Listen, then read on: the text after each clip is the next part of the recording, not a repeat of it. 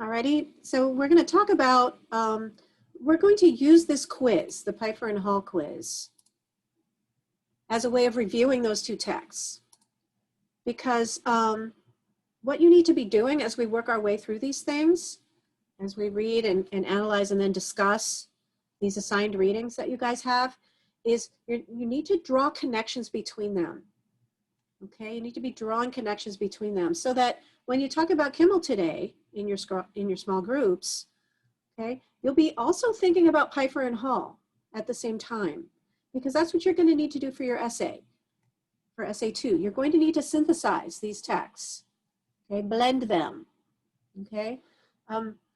Your job in doing your essay 2 analysis of gender construction and performance is not to summarize the articles like in individual paragraphs, is to synthesize their ideas in support of a main point you want to make. So that synthesis process starts now as we're working through and thinking about the ideas in these texts, is to draw connections between them. See how they're making similar points or contradictory ones. Maybe there are areas where they disagree. Okay, we saw that with the essay 1 text. There were pros and cons. Some people were for consumerism, some people were against it.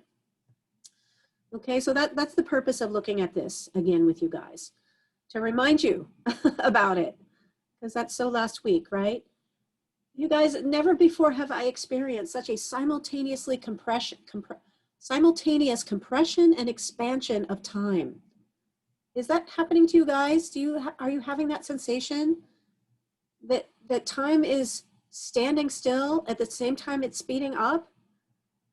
Like this past week feels to me like I've lived 2 decades, but it also feels like it was just yesterday that I talked to you guys last week. And that's weird. That's a weird sensation.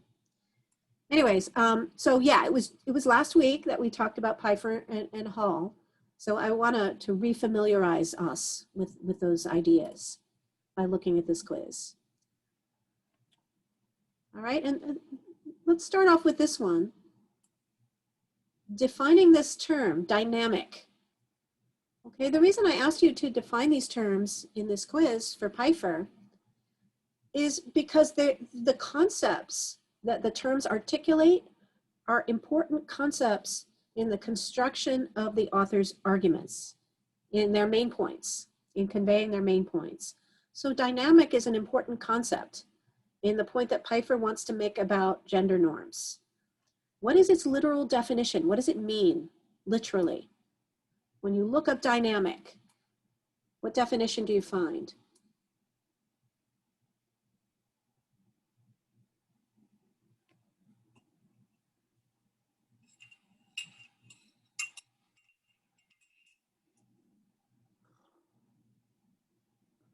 I'll wait. You guys, if you didn't look it up, you can look it up now. Okay, just Google it. It'll take 2 seconds. Annie says, characterized by constant change, activity, and progress. Yes, that's the literal definition. And by the way, you guys, if this has not already been made self-evident, or if I haven't made it explicit already, when we meet like this, you guys should have these articles with you so that you can refer to them. And if you don't remember what you answered to these quiz questions, and you are able to, you can pull them up on your computer, okay, and look at and remind yourself of what you answered to these questions. You can do that. But yes, that is the literal definition of dynamic. Constant activity, okay, or progress. Okay, presumably the activity is evolutionary, as people are growing, people who are dynamic. But they're very active. That's the key component of dynamic for the way Pfeiffer is using it in her essay. Okay, how is she using it in her essay? The word dynamic first shows up on page 1 of Pfeiffer, Saplings in the Storm. That's what we're talking about. This one right here. Doesn't she describe a person? Yes, yes. Which person is she describing with that word?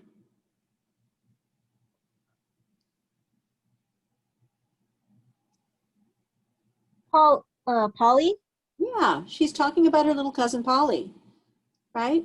And she's I'll read to you from the section on page 1 where the word first appears. It's the 4th paragraph from the top, from the first paragraph under the title on page 1. The paragraph starts off with, "This left Polly confused and shaky." All right, that's the blowback she got for the way she was behaving and how she looked. It left her confused and shaky. She had temper tantrums and withdrew from both the boys and the girls' groups. Later, she quieted down and re-entered as Becky Thatcher. She wore stylish clothes and watched from the sidelines as the boys acted and spoke. Once again, she was accepted and popular. She glided smoothly through our small society. No one spoke of the changes or mourned the loss of our town's most dynamic citizen. I was the only one who felt a tragedy had transpired. So that's where the word dynamic comes up, okay, in Piper's text. And why does she use it there? How does it help her make her point?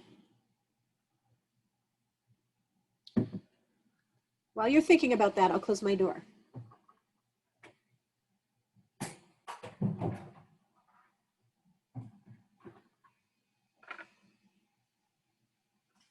I'll repeat the question, Debbie. Yeah.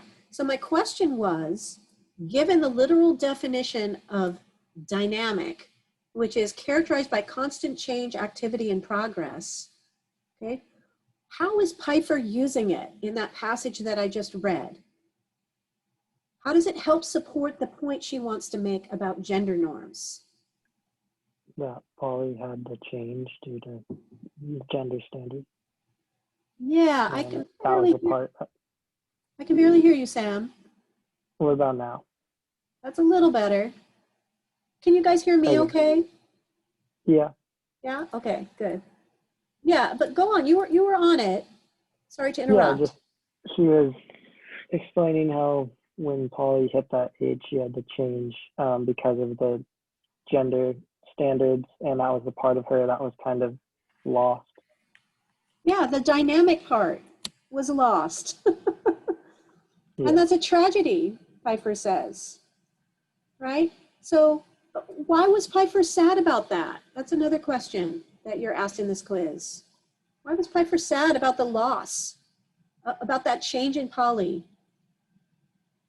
Because isn't that just nature, you guys? Debbie says Polly changed because societal norms, not just puberty alone.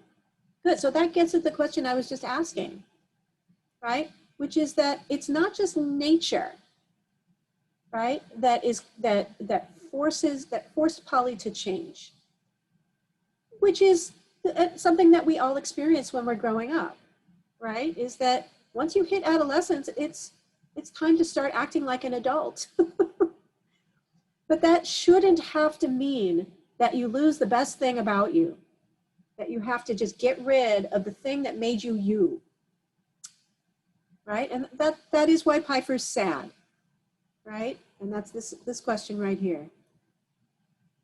That's why she thinks of it as a tragedy, because Polly had to give up, right? The thing about her that was the most essential to who she is as a person and the most valuable thing about her is her dynamism, right? Let me read that part again, okay? Later she quieted down. That is the opposite of dynamic, isn't it? Let me read a different part, okay? This is the first paragraph in the article. When my cousin Polly was a girl, she was energy in motion. That's dynamic. That's what that means, okay? She danced, did cartwheels, splits, played football, basketball, baseball with the neighborhood boys, wrestled with my brothers, biked, climbed trees, rode horses. She was alive and resilient as a willow branch. Willow branches are thin and they bend, they don't break. They bounce back, right? And as unrestrained as a lion cub. Polly talked as much as she moved. She yelled out orders and advice, shrieked for joy when she won a bet or heard a good joke, laughed with her mouth wide open. Well, that's not very ladylike, is it? To laugh with your mouth wide open, or shriek, or be that rambunctious. That's boy stuff, right? Not girl stuff. So she got chided for that. Okay, she got put down for that by the society around her, her friends, her family. They would no longer accept her that way as dynamic. And Piper says that's terrible. And the reason is gender norms. That's why. That's why she had to change. And enter as Becky Thatcher, right? It says later she quieted down. Okay? She stopped bouncing all over the place. She became static, which is the opposite of dynamic. Static means you just stand still. You don't change or progress, right? You're settled. So, you know, you can imagine Becky being told, you know, Becky, excuse me, Polly being told, you know what, you need to settle down, settle down, right? Because she was so rambunctious and that was not acceptable for a girl because of culture. Okay. Do you guys know who Becky Thatcher is, by the way? Anyone? Becky Thatcher? Isn't that from Tom Sawyer? Yeah, the classic of children's literature, Tom Sawyer. So Tom is dynamic, right? And Becky is a perfect little girl. And that's why Tom loves her. She's quiet, she's clean, she's polite, right? She plays girl games. She plays with her little tea set and her dolls, right? She is an acceptable female type. Not Polly, until she became Becky Thatcher and then lost the thing that was best about her. And that's why all of that is here in that one word. Okay, it's all right there. Okay, what about this one? Resilient. I just mentioned that word, talking about the willow branch. What does it mean literally? Back. Sorry, go ahead. To bounce back. Yeah, you can bounce back if you're resilient, right? And Deborah says, stick with itness, persistence. Yes, from disappointment. That's one of Piper's main points when she's talking about the girls that she, and women that she sees in her practice. She's a therapist, as you recall, right? And she tries to treat psychological and emotional problems in females. She's trying to figure out what's wrong with them. They've lost their resiliency. Okay, let's take a look at, if you guys have little kids or little siblings and you take them to the park, you may have noticed that there have installed lately in kid parks resilient flooring, right? It's made of ground up rubber. So when the little ones hit the deck, they bounce and they don't get hurt. That's resilient, right?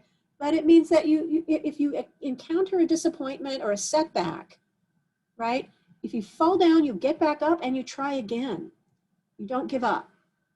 Like Debbie said, persistence. All right, let's take a look at where Piper talks about resilience on page, what page is it in my notes? She talks about it. Let me see if I can find it. Oh yeah, on page 2. The second paragraph from the top, where she's talking about the difference between young girls and pre and post-adolescent girls are different in her practice. All right, they have different problems. She says girls between 7 and 11 rarely come to therapy. They don't need it, okay? I can count on my fingers the girls this age whom I've seen, right? One of whom was physically abused, another whose parents were divorcing, so they're having problems that bring them to therapy, and one whose father killed herself, tragically. Okay, so those are girls who are having trauma in their lives that causes them to need help, right? But then she says, those girls were courageous and resilient, right? Given those extreme circumstances, those very, very difficult life experiences, they were able to bounce back, right? Brenda said, if my father didn't stick around, it's his loss. Corinne and Angry were angry not at themselves, but rather at grown-ups. And that's the difference that Piper notices in older girls, is that they start hating themselves and they're less resilient. right? They lose that resiliency. And she talks about that, let's see, in the 6th paragraph on page 2, where the paragraph that starts, something dramatic happens to girls in adolescence. Just as planes and ships disappear mysteriously into the Bermuda Triangle, so do the selves of girls go down in droves. They crash and burn in a social and developmental Bermuda Triangle. They lose their resiliency. Guys, their IQs drop. What? Do people get stupider when they hit adolescence? Their IQs drop.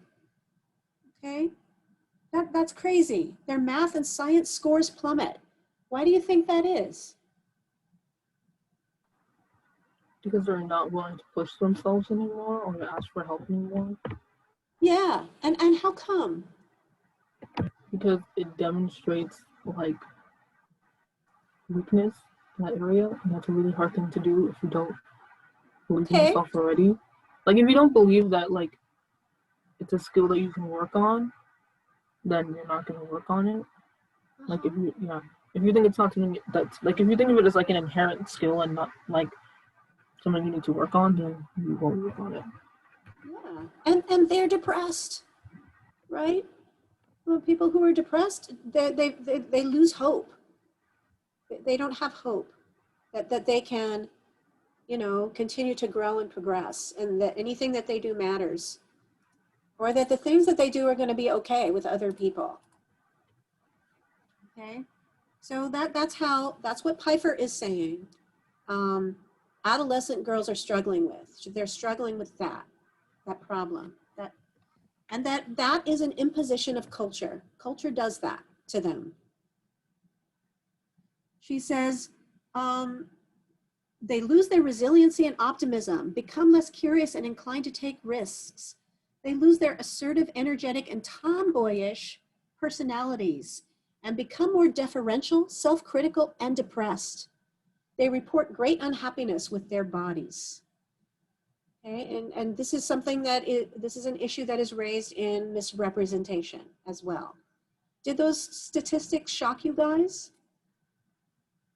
That girls hate their bodies?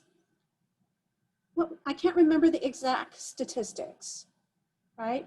But something like, does anybody remember the exact statistics for when girls start to hate their bodies?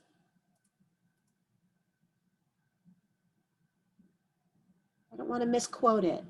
Like age 13, right? And there's a percentage that goes with those ages, right, Annie? I don't remember the exact ones, and it's okay if you guys don't either, but I'll just try. It's something like 53% of girls age 13 are dissatisfied with their bodies.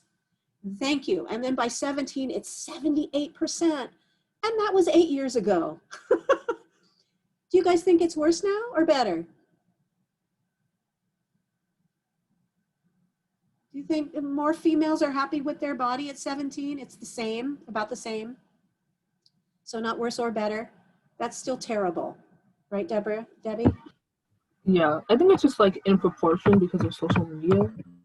Because like if it happened in like a localized way, like maybe if you only had one person in your family that like didn't like your body or whatever, then it was one thing. But now I think like with social media, like you can do body checking and stuff. You can look up images of other people and comment on them, or like compare your body to other people's bodies. So I feel like it's just more demonstrated, but I feel like numbers wise, it's the same. Yeah, and there are lots more images of bodies out there for us to compare ourselves to and find our own selves lacking, almost always, right? There's just no way to win that game. There's always something wrong with us, and that's depressing. That's what Pfeiffer is saying, okay? And by 17, girls have really internalized those messages. It starts at, even younger, by 8, 9 years old. Oh my God, you guys, I have so many stories like this because I have 2 daughters and I have a me. There's me as well. Don't forget, we shouldn't take ourselves out of the equation, Pfeiffer would say. We always care about other people and not ourselves. But, by 8, 9 years old, my daughter was unhappy with her body, my youngest one, right? And my oldest one too, they both were. And my oldest one, you guys, I'm checking to make sure my door is closed. My oldest one was following on Tumblr, which was the social media back then. You guys still know Tumblr? Anybody? Tumblr? No? Nobody? Oh, yeah. Okay, thank you. I remember there used to be like Thinspo. I remember there used to be like Thinspo people on Tumblr. Yes. So there are anorexia things on Tumblr, you guys. I don't even know what to call them. So I just use things as a generic.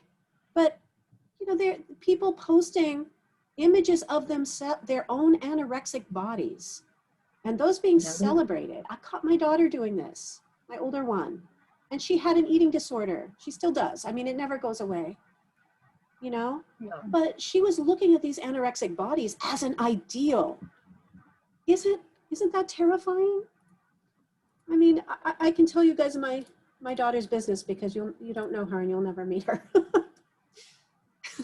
People try to romanticize it, yes, and that is deadly.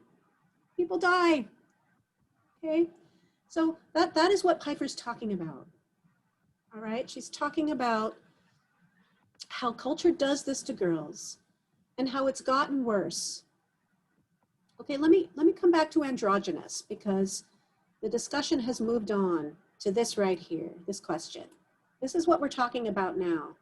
We're talking about cultural changes that Piper blames for the increased pressure on girls. All right, and remember, Piper's trying to figure out why it's getting worse. Adolescence has always been hard on everybody because, you know, nature does that to us. Our hormones go crazy and we feel like we're under a bunch of pressure.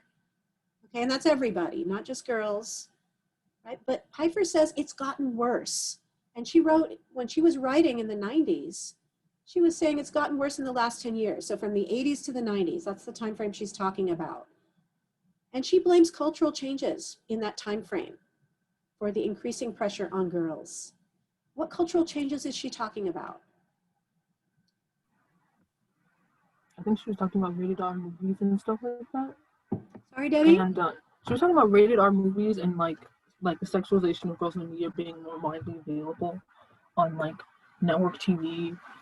And I think she mentioned the internet. I don't think she mentioned, maybe she mentioned the internet. I don't know. She was talking about the movies. Yes, it's the media. It's the media. That's the thing that she identifies as most responsible. She identifies other causes, right? She says parents, you know, family, friends, these are all sources of pressure too. But the thing she blames the most is the media. Let's take a look at that passage. It's, let me see, give me a second to find it. Okay, it's on page 7. Third paragraph from the bottom on page 7, where she says, many of the pressures girls have always faced are intensified in the 90s. Many things contribute to this intensification. She acknowledges divorced families, chemical addictions, casual sex, violence against women. But then she says, because of the media, Clarence Page calls it electronic wallpaper. Dear Kashani brings that up too, right? And think about Merchants of Cool. Poor Doug Rushkoff, the narrator, you know, bewildered in the middle of Times Square, surrounded by all of these media messages, electronic media messages, like wallpaper, because they're everywhere, okay? Girls all live in one big town, a sleazy, dangerous tinsel town with lots of liquor stores and few protected spaces. Let's just stay with that for a minute, okay? Few protected spaces. You guys, when I was a teenager, and I won't tell you how long ago that was, I don't know why, but I don't want to. When I was a teenager, I used to go into my room and put a record on the record player. I listened to a lot of music, okay? I had you know what I'm talking about? A record player. It's a box with a table on it that spins, right? And you've got a plastic vinyl disc that you put on to the table, and then you put a needle onto the record, and as it spins, it plays music. You guys know what I'm talking about? Give me a thumbs up if you have any idea what the hell I'm talking about. Are you out there? Thank you, William. Okay, everybody knows record player. Okay, good. That's what I did in my room. Okay, what do teens do in their rooms now? When they go into their room, which used to be a protected space, right? If you go out into the world, then you're subject to public scrutiny, right? But it used to be that you could escape that in your own home, in your own bedroom as a kid. How about now? I think now it's like you're bringing people into the room. Someone is speaking, but I can barely hear them. I think it's Debbie. Oh, sorry, it's just my headphones. Can you hear me now? I still can't hear you too well, Debbie, which is strange because I could hear you really well a moment ago. So I don't know what happened. But you guys can type into chat if speaking is a problem. Can you hear me now? That's much better. Go ahead. Yeah, I mean, it's kind of like you're bringing people in the room with you. In a way, like people that, you know, like with social media and everything, like you don't just see your friends at school, you see them online. You see Yes, people and how? How do you see people online? Through social media. And how do you access social media media? on your phone. Yeah. That's it. So this is funny to me, that my question, and I don't know, I'm just judging based on the lack of response, you guys. It might just be that you're not listening to me, okay? But we just take it for granted, right? The phone, you don't even really think about it, okay? As something that's with you all the time, right? Guys, it's a little handheld computer. You can get anywhere in the world on that computer that you have with you all the time, including in your bedroom. And it brings that electronic wallpaper right in there with you. There's no escaping it, okay? My girls spend a lot of time in their rooms when they were younger, right? But they weren't in there alone. They were in there with the media, okay? They were in there consuming messages about how they should look and how they should behave. Okay, harmful messages that hurt them. Okay, lookism is something that Pfeiffer brings up, where the most important thing about a person is the way they look. Okay, that's something that comes up in Merchants of Cool when they're talking about Britney Spears and her influence on girls. Okay, but think about that. You know, little kids. What do you think the average age is for a first cell phone now, you guys? You guys know? Like 10 or 12. 10 or 12. Yeah. My kids didn't have cell phones until they were 14. And even that was too young. 3rd grade, Samantha says. Yep. 11. William says. Really I remember young. mine in middle school and people laughed at me. Before that, they were like, yeah. You didn't have it before then. And I'm like, my parents were like, who are you calling? Like, they didn't even understand it. Like, I think they just had it just to have it. Like, I can barely hear you, Debbie, again. I don't know what happened to your volume. Oh, sorry, I was just saying. But that's okay. I'm going to move on. So hold that thought. Okay? So cultural changes are the media, you guys. Does that make sense? And technology that allows for the broader dissemination of harmful media messages to everyone, younger and younger. What about this word, androgynous? What does it mean? What's its literal definition and how is Pfeiffer using it? Unisex, okay. So of indeterminate sex or gender, right, Samantha? That's the main thing. Because remember, thank you. She said yes. Because remember, we're distinguishing between biology and culture, between nature and culture. And gender is culture. Gender is how we look and how we behave, right? Versus nature, which is the body parts that we have. That's sex. All right. So androgynous means of indeterminate gender. Okay, let's look at how does Pfeiffer use it? Why does she bring up androgynous? What's her point?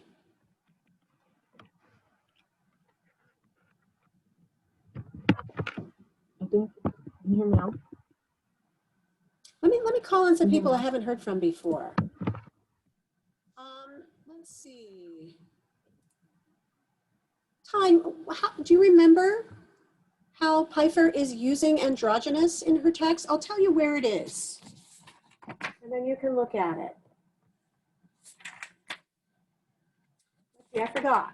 Let me look at my notes. From what I remember, it was just like Go ahead. the kids could like change a lot and like super easily, and they didn't have to conform to anything. Yeah. And I think a lot of it for me was just like conforming, and like they didn't have to be a specific gender, and they didn't have to act or dress a certain way. They could just be themselves. Yeah, they could, it's adaptability is the word that she uses, but you're absolutely right. So her articulation of this idea starts at the bottom of page 1, right? Where she's talking about young girls and how they're not yet burdened. She says they can take care of themselves. They're not yet burdened with caring for others. They have a brief respite from the female role and can be tomboys, a word that conveys courage, competency, meaning you can do things. You have the capacity to do things. You are able to do things. And irreverence, which means I don't care what you think. But that's young girls, okay? And then Pfeiffer says at the top of page 2, they can be androgynous. That's where the word comes up. And she defines it. She says it means having the ability to act adaptively in any situation, regardless of gender role constraints, which is what Time was just summarizing. And Annie says no gender role constraints, good. Okay. Yeah, and Samantha said when she's talking about restrictions on girls, yes, those are the constraints, the restrictions. And if you're androgynous, then you don't worry about those constraints, right? And Pfeiffer goes on, she says, an androgynous person can comfort a baby or change a tire, okay? Cook a meal or chair a meeting, okay? And research has shown that since they're free to act without worrying if their behavior is feminine or masculine, androgynous adults are the most well-adjusted. They're happier. Yeah, Samantha, like fixing a tire. Okay, I can fix a tire. I have done so. I don't want to. So if available, I will ask my husband to do it. But all of these roles that I just read out are gendered, aren't they, you guys? Who's supposed to comfort a baby in our culture? Mom, a female human, right? Or an aunt, right? Or a sister. A brother? No, they're not going to be asked to comfort the baby, right? Girls are. Is that right, you guys? Do you find that to be true? Even here in Santa Cruz, right? These things are still in place, okay? And who takes care of the car, you guys? Women, do you take care of your own car in this meeting if you have one? Annie says, nope. Nope. Me either. But I could if I had to. And there was a period where I did have to and did. Okay. And even now, you guys, if we're going to go on a trip, I ask my husband to check the air pressure in the tire because I'm thinking about it and he's not. I still have to ask him to do it. Okay. I'm thinking about, I know what the car needs.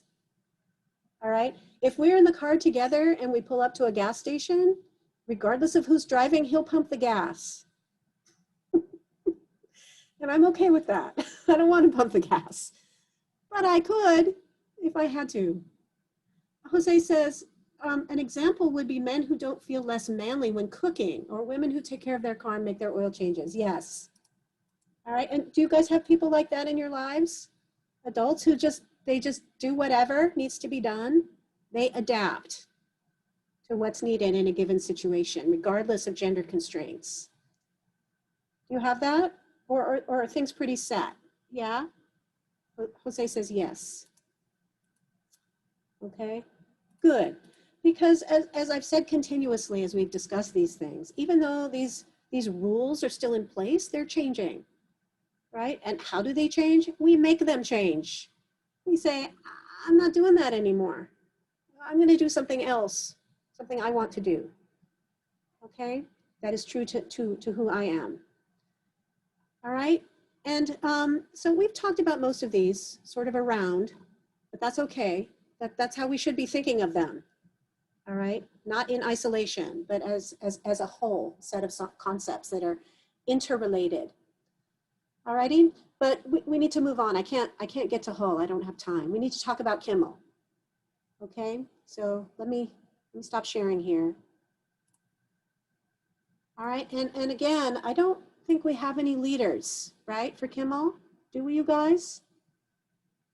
I don't think anybody signed up to lead discussion of Kimmel, or enough people signed up. So I'm just gonna bust you into groups, and then you guys can figure out how to run the meeting yourself. All right, and here, before I do that, let me paste these. Let me minimize my Zoom window here for a minute. So I can paste. Oh, I can't. Okay, fine. I have to share again. Pardon me. I'm going to paste the questions for analysis for Kimmel into chat so that you guys can have them with you. I have to go there. Let's see, where is it? There we go.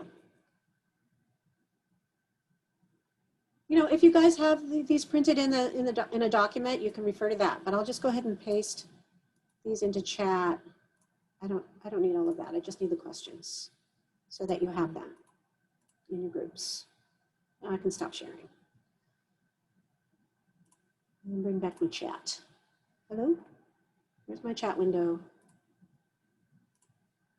Chat, where are you? There you are. Come back. No, that's not chat. Right, crap. Sorry guys, my chat window disappeared.